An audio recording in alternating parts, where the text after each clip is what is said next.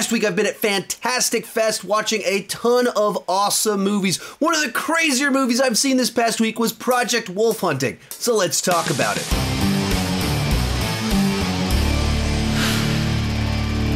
So as I mentioned before, I've been at Fantastic Fest. It's a genre film festival. They play a whole bunch of horror films, sci-fi, action, foreign movies. They're just trying to find like interesting, weird stuff that's usually outside the mainstream, put it on the big screen to bring attention to it. And one of the films that I watched was Project Wolf Hunting.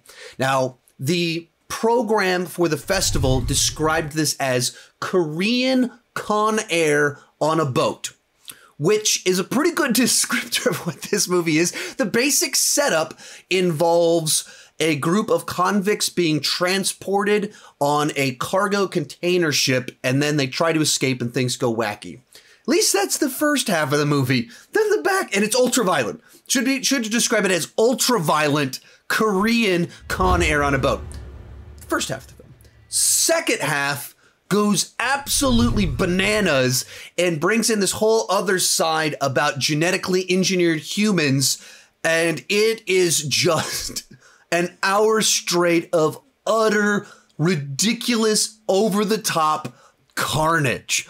So if you like ultra-violent, super gnarly action films that don't take themselves seriously at all and aren't terribly worried about logic and making a ton of sense, this is a movie to check out whenever you are able to see the film. And what I mean by this is every action sequence is designed to just be as over the top with the violence as is possible. So limbs getting ripped off, arms being ripped off, and then people being beaten with their own arm. If someone's like stabbed in the ankle, it sprays blood everywhere. That's what I'm talking about. And it's a movie that, if you go into it looking for dramatic, interesting character arcs, is probably the wrong movie. In fact, if you get too attached to any one character, you will be disappointed because they're probably not going to survive very long or to the end of the film. It's a movie about creating this scenario that just keeps getting wilder, crazier, wackier, more unpredictable as it goes along, and building out this kind of crazy mythology about these superhero and human characters.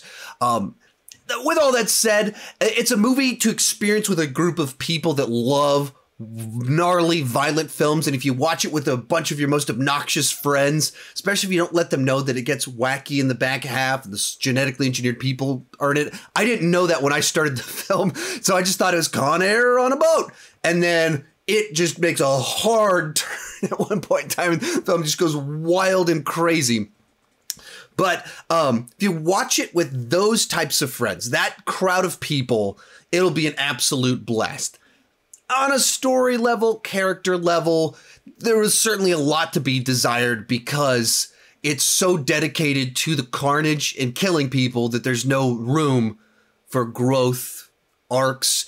You don't even really figure out who the lead character is until like the last third of the movie, because they introduce all these characters and you're kind of following like, oh, I guess this is the lead. No, they died. I guess we're following this person. It's going to be kind of, nope, they died.